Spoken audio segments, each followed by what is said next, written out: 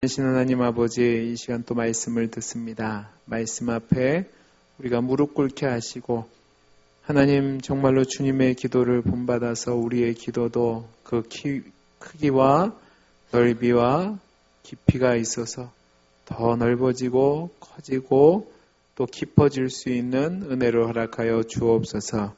이 시간 우리 하나님이 함께 하시고 풍성한 은혜로 내려주시기를 소원하며 사랑 많으신 예수님 이름으로 기도하옵나이다. 아멘. 자, 우리 옆에 있는 분과 인사하겠습니다. 반갑습니다. 반갑습니다.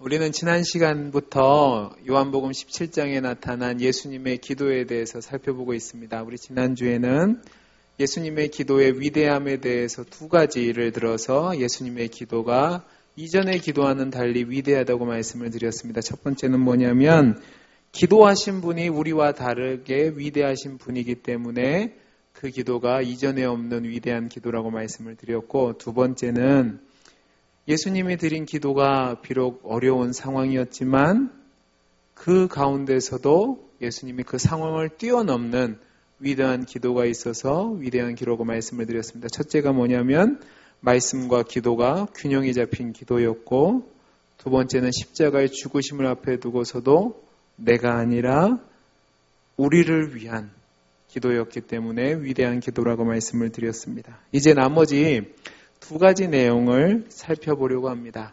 우리가 오늘 말씀을 이해하기 위해서 요한복음 17장 내용을 전체를 구조를 알면 이해하기가 좀 쉬운데요. 요한복음 17장은 크게 세 부분으로 되어 있습니다.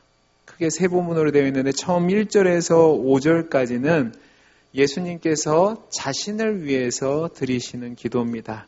다음으로 6절에서 19절까지 말씀은 예수님께서 제자들을 위해서 드리는 기도인데, 그 예수님께서 제자들을 위해서 드리는 기도도 6절에서 12절까지는 남겨진 제자들의 안전을 위해서 기도하시고, 그 다음에 13절에서 19절까지는 제자들이 이 세상과 구별되게 살게 하시고 그들이 맡겨진 사명을 잘 감당하실 수 있도록 기도해 주셨습니다. 마지막 세 번째 단락은 20절에서 26절까지 기도 내용으로 예수님께서 앞으로 믿게 될 모든 교회들을 위해서 하신 기도라고 보시면 되겠습니다. 이와 같이 크게 세 부분으로 나눠진 간단한 기도의 구조지만, 제가 지난번에도 말씀드렸듯이 이 예수님의 기도에는 엄청나게 넓고 깊고 위대한 뜻이 담겨져 있다는 것을 우리는 전제로 해야 합니다. 이 예수님의 기도의 위대함이 이제 오늘 살펴볼 세 번째 이유에도 나타나 있음을 볼 수 있습니다. 예수님의 기도가 위대한 세 번째 이유는 뭐냐면 그 기도에 나타난 예수님의 청원이 위대하기 때문에 그렇습니다. 사랑하는 성도 여러분, 여러분들 기도하시죠? 그죠? 아멘 하셔야 됩니다. 기도하시죠? 네. 그러면 기도의 내용이 대부분 어떤 기도 드리세요? 대답을 안 하세요. 그죠? 대부분의 기도가 뭐냐면, 저도 그렇습니다. 이 세상에서 편안하고 안락하고 잘 살고 누리는 게 우리들의 기도의 대부분입니다. 부유했으면 좋겠고 건강했으면 좋겠고 성공했으면 좋겠습니다.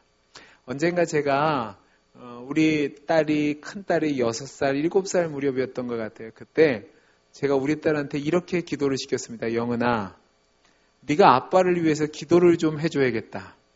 제 마음속에 어떤 마음이 있었냐면, 제가 드리는 기도보다는 어린아이가 기도를 드리면 잘 들어주실 것 같은 거예요. 네, 그래서 우리 영은이한테 세뇌를 시켰습니다. 영은아, 기도를 좀 해라. 그러니까 아빠 무슨 기도를 해야 돼? 자, 영은아 따라해봐. 하나님, 우리 아빠 소울 한 대만 주세요. 기도를 시켰습니다. 그때는 제가 차가 없었거든요. 얼마나 이 수준 낮은지 아시겠죠? 근데 웃으실 필요가 없는 게 우리 기도가 이럴 때가 많이 있습니다. 우리에게 없는 것, 우리에게 부족한 것, 무슨 방법을 통해서라도 그런 것을 얻고 싶은 게 우리의 기도입니다. 그런데 오늘 우리 예수님이 기도를 드리실 때는 제가 지난주에 말씀드렸던 것처럼 상황이 그렇게 좋지 못했습니다. 죽음을 앞에 둔 그 위험한 상황에서 예수님은 자신을 위해서 드리신 기도가 아니라 저와 여러분을 위해서 기도하셨고 그 기도의 내용도 굉장히 우리와는 달리 위대함을 담고 있었습니다. 이 예수님의 기도의 청원을 4단어로 줄이면 이렇습니다. 한번 따라해 보시기 바랍니다. 영광, 안전, 성화, 하나됨. 다시 한번요. 영광, 안전, 성화, 하나됨입니다. 자, 보세요. 1절에서 5절까지 말씀은 예수님께서 자신을 위해서 하나님 앞에 드린 기도였는데 예수님은 그 기도 속에서 하나님 아버지께 자신을 영화롭게 해달라고 기도하고 있습니다. 우리 5절 말씀을 같이 한번 읽어볼까요? 5절 말씀입니다. 시작. 아버지여 창세전에 내가 아버지와 함께 가졌던 영화로서 지금도 아버지와 함께 나를 영화롭게 하옵소서. 아멘. 여러분 잘 보세요. 예수님의 이 기도가 하나님 나를 영화롭게 해 주옵소서라는 이 기도가 하나님이 응답하셨기 때문에 나머지 3가지 안전과 성화와 하나님의 기도가 응답이 된 겁니다. 다음으로 제가 아까 말씀드렸던 것처럼 요한복음 17장 9조에서 보면 6절에서 12절까지는 제자들의 안전을 위해서 기도하셨고 13절에서 19절까지는 제자들의 거룩함, 성화를 위해서 기도하셨고 20절에서 26절까지는 교회를 위해서 기도하시면서 뭐라고 기도하셨냐면 하나님과 예수님 당신이 하나인 것처럼 저들도 모두가 하나가 되게 해달라고 하나됨을 위해서 기도하셨습니다. 이상의 이 4가지의 기도 제목 속에서 우리는 예수님이 우리에게 주신 놀라운 3가지의 선물을 발견하게 됩니다.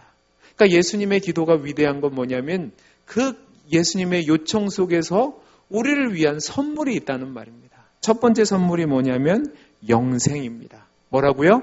영생입니다. 우리 2절 말씀 같이 한번 읽어보겠습니다. 2절 말씀 읽습니다. 시작.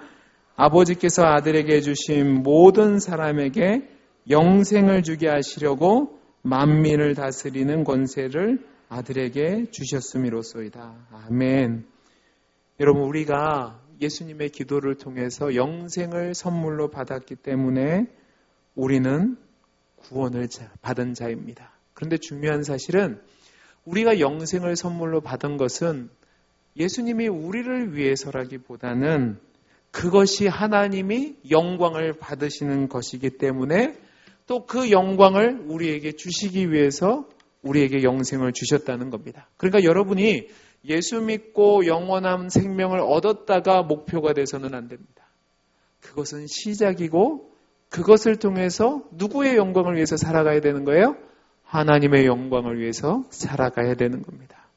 2번째로 주신 선물이 뭐냐면 하나님의 말씀입니다.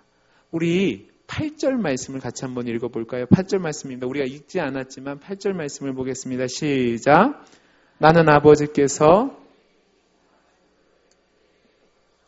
그들은 이것을 받고 내가 아버지께로부터 나온 줄을 참으로 아오며 아버지께서 나를 보내신 줄도 믿었사옵나이다. 아멘. 자, 하나님이 예수님의 기도를 통해서 우리에게 주신 선물이 뭐냐면 하나님의 말씀인데요. 이 선물이 있기 때문에 우리는 영생을 취할 수도 있고 또 어떤 것이 있냐면 성화의 과정을 밟아갈 수 있는 겁니다. 17절 말씀을 보면 이렇게 되어 있습니다. 그들을 진리로 거룩하게 하옵소서. 아버지의 말씀은 진리입니다. 자, 보세요. 하나님 아버지께서 우리에게 예수님의 기도에 따라 하나님의 말씀을 선물로 주셨고 그 말씀이 진리가 되어서 우리를 거룩한 삶을 살게 하신다는 사실입니다. 3번째 주신 선물이 있는데 그것이 뭐냐면 아버지의 영광입니다. 우리 22절 말씀을 같이 한번 읽어볼까요? 22절입니다. 시작. 내게 주신 영광을 내가 그들에게 주었사오니 이는 우리가 하나가 된 것 같이 그들도 하나가 되게 하려 함이니이다. 아멘. 자, 보세요. 주님이 우리에게 주님의 영광을 주셨기 때문에 우리는 반드시 영화롭게 될 겁니다. 아멘이시죠? 그리고 그 영화 가운데 우리가 누릴 수 있는 복이 뭐냐면 하나님과 하나가 될 수 있고 또 우리 안에서도 하나됨을 이룰 수 있는 겁니다. 결국 예수님의 이 네 가지 요청 뭐였죠? 첫째가 뭐였죠? 다시 해야 되나요? 첫째 영광, 그 다음에 뭐였죠? 안전, 세 번째 성화, 네 번째 하나됨. 이 기도 속에서 하나님이 우리에게 세 가지 선물을 주셨다고 말씀드렸고 이것을 통해서 우리는 과거나 지금이나 미래까지도 하나님이 주신 안전이 보장되는 겁니다. 여러분, 우리가 이 예수님의 기도를 대할 때마다 우리의 기도의 부족한 모습을 돌이켜봤으면 좋겠습니다. 제가 아까 제 얘기를 드렸는데 우리는 기도할 때 늘 이렇게 이기적으로 기도할 때가 많이 있어요. 그런데 예수님은 그 기도의 요청 속에서 가장 중요한 것이 하나님 아버지의 영광이었습니다. 그리고 제자들이 나를 통해서 하나님을 따르게 된 제자들이 하나님 앞에서 안전하고 그들이 거룩하여지고 그들이 아버지와 하나가 되어서 하나님의 영광을 이루는 것이 목표였다는 말입니다.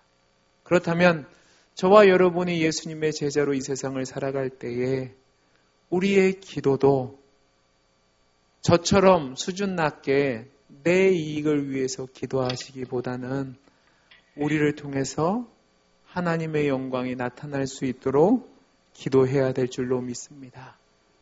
사랑하는 성도 여러분, 저와 여러분이 하나님 앞에 드리는 기도가 한 목사님은 뭐라고 얘기하셨냐면 우리의 드리는 기도가 하나님 나라에서는 쓰레기통에 들어가는 기도에 불과할 수도 있습니다 라고 얘기한 적이 있습니다.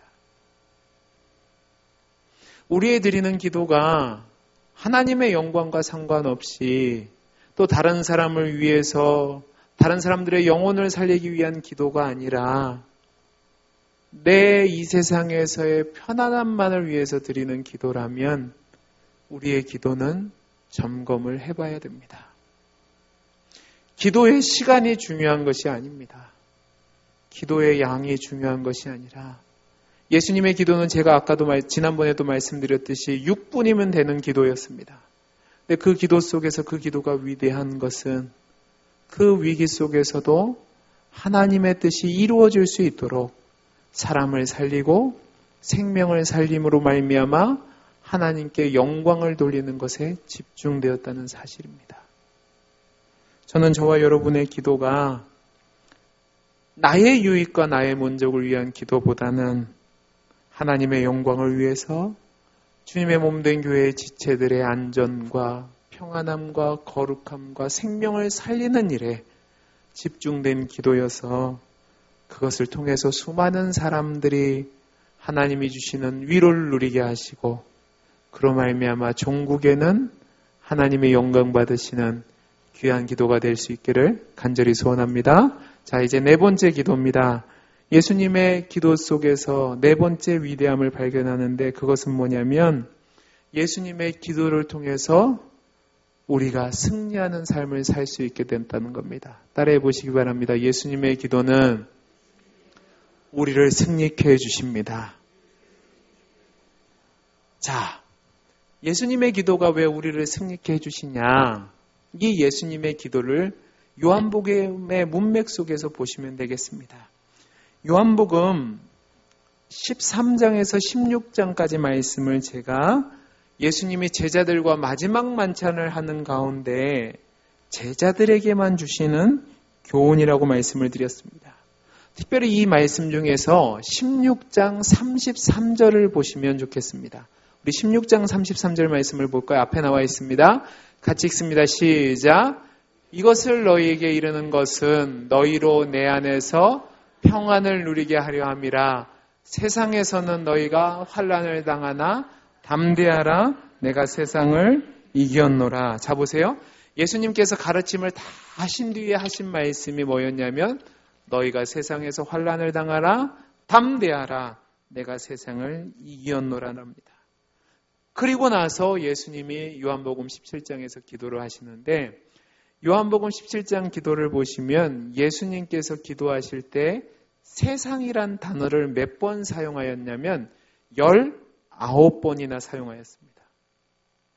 굉장히 많은 빈도수입니다. 19번이나 이 세상을 언급하셨는데 이 예수님의 기도를 통해서 우리가 세상을 어떻게 이길 수 있는지에 대해서 기록하고 있습니다.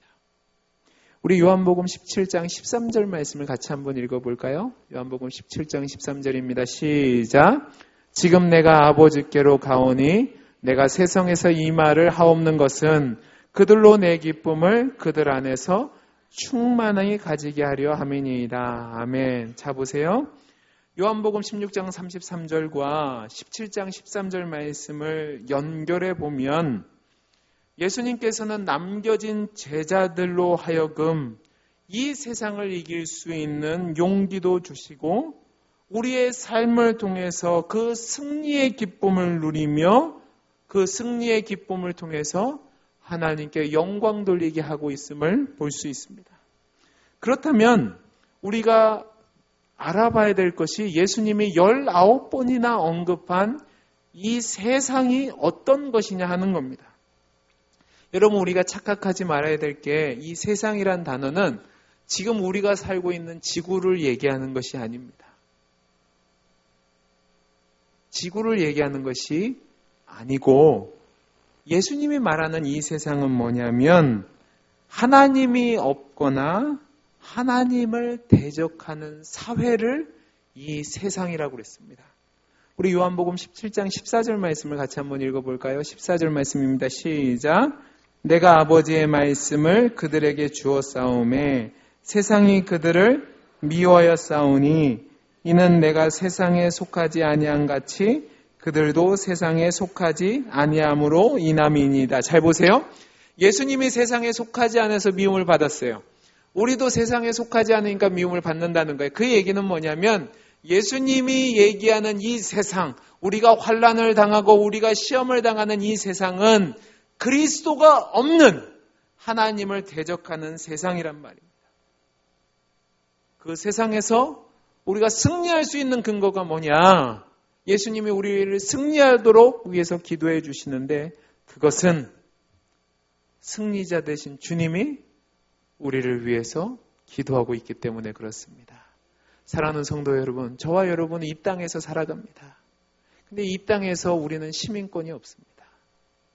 우리의 시민권은 어디 있죠? 하나님 나라에 있습니다. 그러니까 우리는 이 세상을 살아갈 때 늘 유리하는 자, 방랑자의 인생을 사는 겁니다. 세상이 우리를 미워해요. 미워하는 이유는 뭐냐면 우리가 같은 사람이 아니거든요. 근데 그 세상 속에 남겨진 제자들을 위해서 기도할 때 주님이 승리할 수 있도록 기도하셨다는 말입니다. 그러면 하나님을 대적하는 이 세상의 특징이 있을 거란 말입니다. 그죠? 하나님을 대적하는 이 세상의 특징을 제가 4가지로 한번 말씀을 드리겠습니다. 첫 번째 이 세상의 특징은 뭐냐면 거짓됨입니다. 뭐라고요? 거짓된 세상입니다. 이 거짓된 세상의 가장 큰 특징은 뭐냐면 하나님이 없다라고 얘기하는 겁니다. 이 세상은요, 절대로 하나님이 있다고 얘기하지 않습니다. 하나님이 없다고 얘기하고 하나님을 대체하는 다른 신들을 만들어내어서 하나님이 아닌 다른 것들을 섬기다가 결국은 멸망으로 우리를 이끕니다. 그래서 이 세상은요, 기독교를 다른 종교에 상관없는, 다른 종교와 다르지 않는 하나의 종교 중에 하나라고 얘기하고 십자가를 종교적인 상징으로 받아들이게 합니다. 그래서 십자가에 달려 돌아가신 예수 그리스도를 믿지 않죠. 부인하는 겁니다. 왜냐하면 그 예수님이 길이요, 진리요, 생명인데 그 길을 따라가게 되면 우리가 세상에서 승리하기 때문에 그렇습니다. 그래서 사단은 마음을 속여서 사람들의 마음을 어둡게 해서 예수 그리스도를 알지 못하게 하고 거짓으로 이끌어서 결국은 하나님을 대신한 대체품을 만들어서 우리로 하여금 실족해 만듭니다. 더 큰 문제는 이 거짓된 사단이 교회 안에도 거짓된 신앙을 심기고 있다는 사실입니다. 여러분이 믿는 예수 그리스도가 누구인지 점검해 보셔야 됩니다. 교회 안에 세속주의와 물량주의가 들어와서 마치 이 땅에서 번영을 이루는 것이 하나님을 믿는 모든 것의 종국인 것처럼 얘기하는 사람들이 많이 있습니다. 여러분, 그것은 거짓된 겁니다. 여러분이 예수를 믿는 이유가 세상의 복을 누리기 위함이라면 이 자리에 앉아 계실 필요가 없습니다.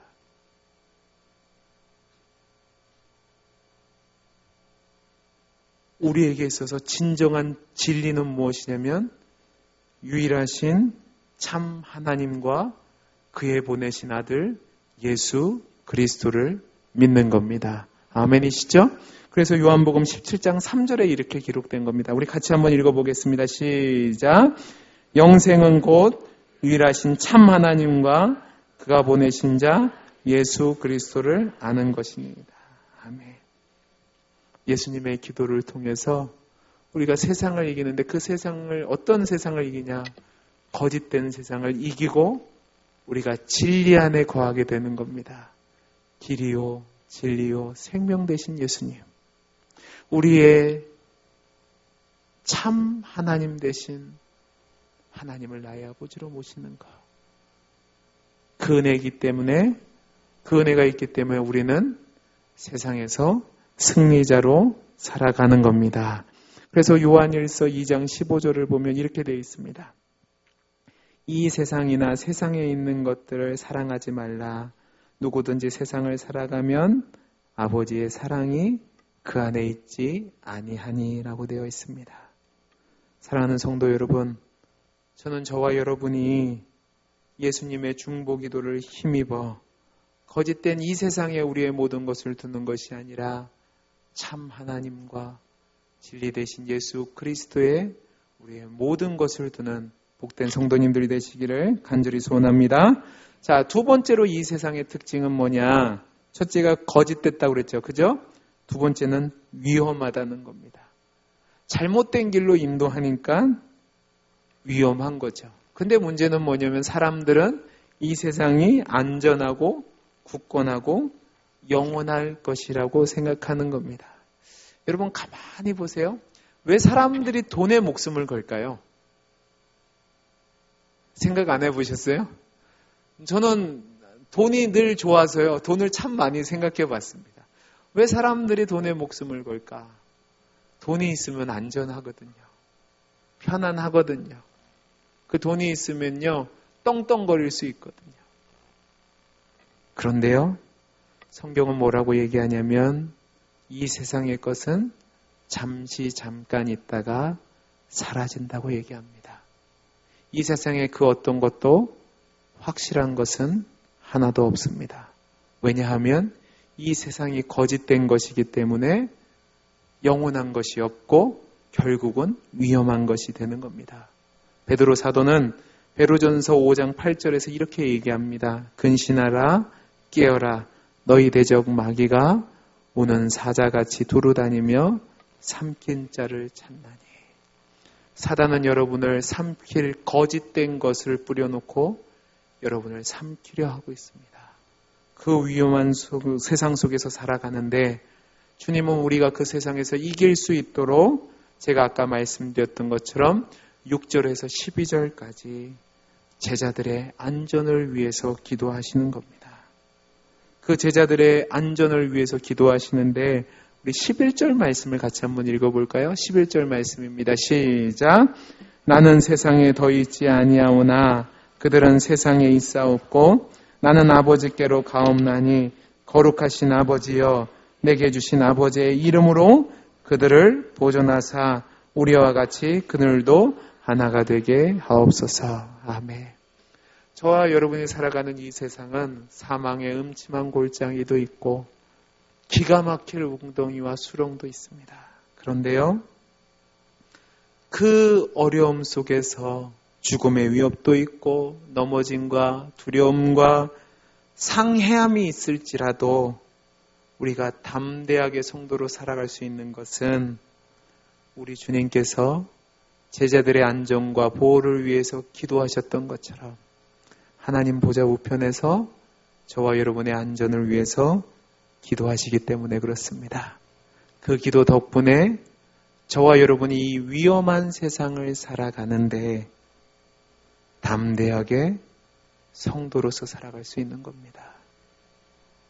우리 하나님이 자기의 이름을 걸고 저와 여러분의 안전을 위해서 인도해 주신다는 말씀입니다. 그래서 저와 여러분이 세상을 이길 수 있는 겁니다.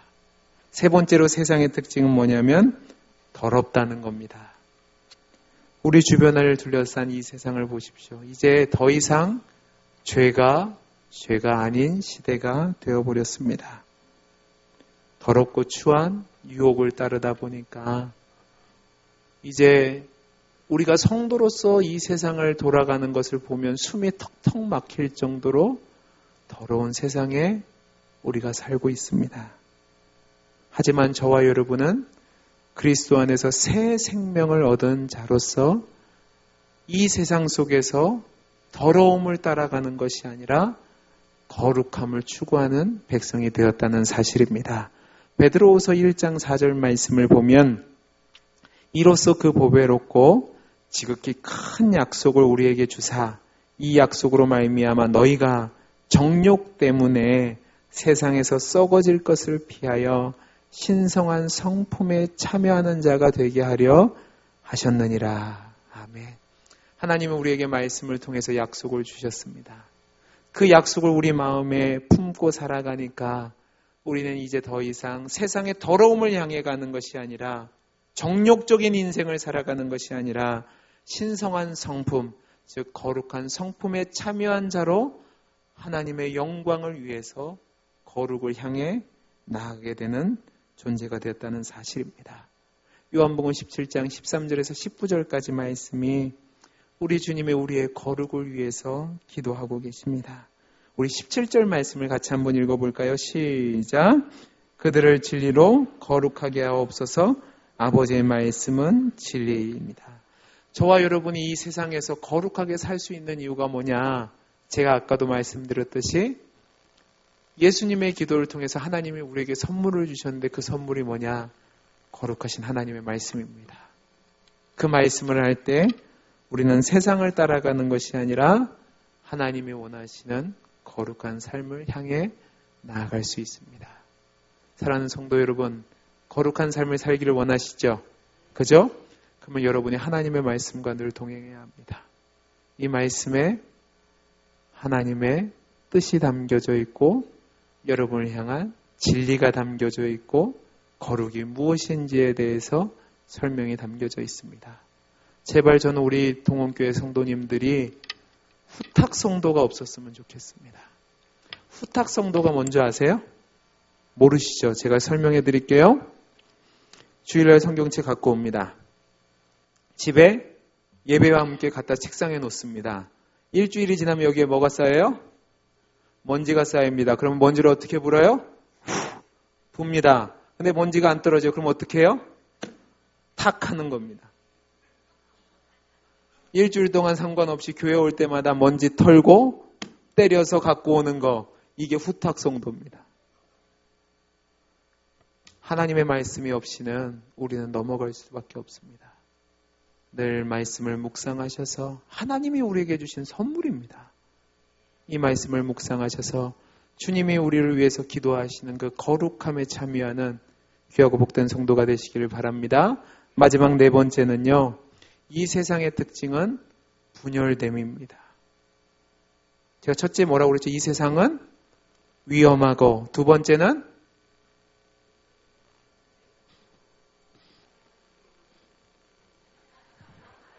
다시 첫 번째 뭐라고 그랬죠?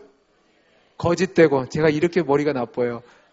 거짓되고, 두 번째가 위험하고, 세 번째가 더럽고, 마지막 네 번째가 분열되는 겁니다.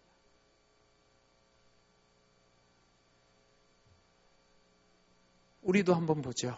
우리도 한번 보면 우리는 한 하나님을 믿고 한 동원교회에서 한 지체로 살아왔습니다. 근데 우리 안에도 다툼과 분열이 있죠. 겉으로 드러나지 않지만 사람들마다 마음속에 분열에 대한 아픔의 상처들이 있을 거라고 저는 생각됩니다. 그러면 왜 분열이 됐냐 하는 겁니다. 하나님의 뜻이기 때문에 분열됐습니까? 아니면 우리가 하나님의 뜻을 알지 못해서 분열의 아픔이 있습니까? 여러분, 이 사실 중에서 중요하게 깨달아야 될 게 뭐냐면, 분명히 우리가 이단에 대해서는, 또 거짓된 사상에 대해서는 단호하게 끊어버려야 되는 결단이 있어야 됩니다. 죄악과 함께 갈 수는 없습니다. 그래서 거기에는 단호해야 되지만, 많은 분열의 상당 부분이 사설은 욕심과 내 주장 때문에 생겼다면 우리는 점검해봐야 된다는 말입니다. 여러분, 우리 교회가 약 250명의 성도들이 예배를 드린다고 한번 해보죠. 그러면 몇 개의 마음이 있는 거예요? 250개의 마음이 있는 겁니다. 그 얘기는 250개의 다른 눈이 있다는 사실입니다. 사단은 이 다름을 분열으로 이끌어 갑니다. 하지만 우리 주님은 그 다름을 모아서 하나의 공동체로 세워 가십니다. 아멘이시죠? 그래서 우리가 반드시 깨달아야 될 것은 뭐냐면, 내 기준에 따라 다른 사람을 판단해서 저 사람은 좋은 사람, 저 사람은 나쁜 사람, 저 사람은 내 사람, 저 사람 나를 대적하는 사람, 저 사람은 까칠한 사람, 저 사람은 문제 있는 사람, 저 사람은 없어야 될 사람이라고 해서는 안 된다는 사실입니다. 또 어떤 분은요, 이렇게 살아갑니다. 스스로 딸을 만듭니다. 나는 고귀하거든요. 그것도 주님이 원하시는 것이 아닙니다. 생각해 보세요. 이런 다툼과 분열을 통해서 누가 이익을 얻을까요? 교회가 이익을 얻을까요? 주님이 이익을 얻을까요? 내가 이익을 얻을까요? 사단만 이익을 얻고 사단만 승리하게 됩니다. 우리 주님은 그 사실을 아시고 우리가 세상에서 이길 수 있도록 우리의 하나됨을 위해서 기도하셨다는 말입니다. 우리 21절에서 23절 볼까요? 21절에서 23절입니다. 시작. 아버지여, 아버지께서 내 안에, 내가 아버지 안에 있는 것 같이 그들도 다 하나가 되어 우리 안에 있게 하사 세상으로 아버지께서 나를 보내신 것을 믿게 하옵소서. 내게 주신 영광을 내가 그들에게 주었사오니 이는 우리가 하나가 된 것 같이 그들도 하나가 되게 하려 함이니이다. 곧 내가 그들 안에 있고 아버지께서 내 안에 계시어 그들로 온전함을 이루어 하나가 되게 하려 함은 아버지께서 나를 보내신 것과 또 나를 사랑하신 같이 그들도 사랑하신 것을 세상으로 알게 하려 함이로소이다. 아멘. 이 주님의 기도에 잘 보세요. 뭐라고 얘기하냐면 22절에 내게 주신 영광을 내가 그들에게 주었다고 얘기합니다. 그 영광은 뭐냐면 생명의 영광입니다. 저와 여러분은 하나님이 주신 영생과 영광이 있기 때문에 주님과 하나님이 하나 되신 것처럼 우리도 그리스도 안에서 하나가 될 수 있는 겁니다. 여러분, 이 말씀이 얼마나 강력한 말씀이냐면요. 이 기도를 하시기 바로 전까지 제자들이 스스로 싸우고 난리를 쳤거든요. 지 잘났다고 맨날 싸웠단 말입니다. 근데 주님은 그 말도 안 되는 제자들을 앞에 두고 기도하시는데 뭐라고 기도하시냐면, 주님, 하나님 아버지, 내가 저들에게 영광을 줬습니다. 그들이 그 영광 안에 있으면 내가 아버지와 하나 된 것처럼 저들도 하나가 될 겁니다. 그리고 그 하나됨을 통해서 서로 사랑할 때에 세상 사람들이 그들을 하나님이 사랑하신 것을 알게 될 것입니다. 라고 말씀하셨다고요. 그러면 세상 사람들이 저와 여러분이 하나님의 사랑을 받은 자, 하나님의 영광을 받은 자로 구별될 수 있는 이유가 뭐냐? 근거가 뭐냐? 우리 안에 하나됨입니다. 다르죠. 어색하죠.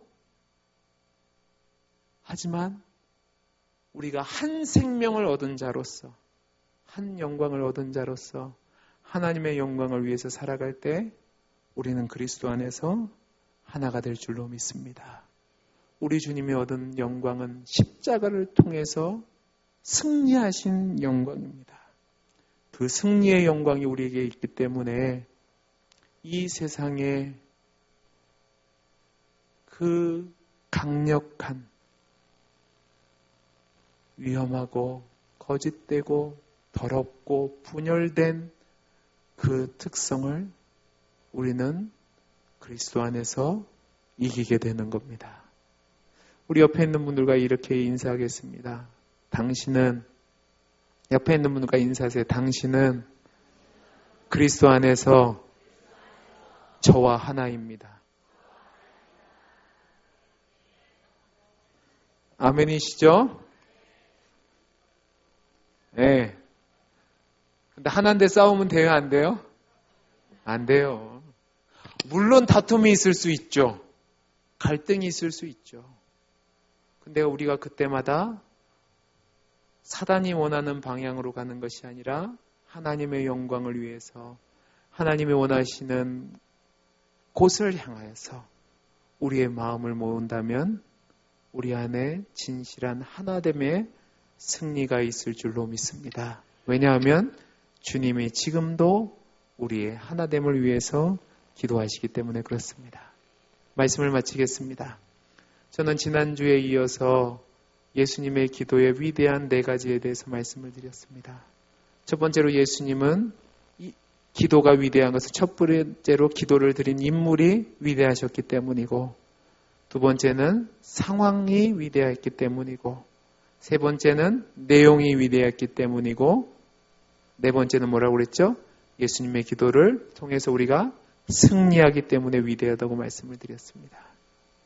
저는 우리 주님의 이 기도가 저와 여러분을 위한 기도인 줄로 믿습니다. 그래서 여러분이 이 세상에서 살아갈 때에 우리 주님이 우리에게 주신 3가지 선물을 가지고 세상에서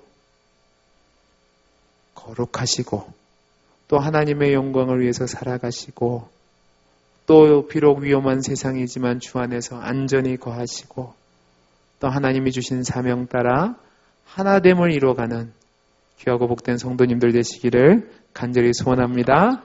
기도하겠습니다. 사랑이 많으신 하나님 아버지, 우리 주님이 우리에게 승리 주시기 위해 지금도 간구하심을 믿습니다.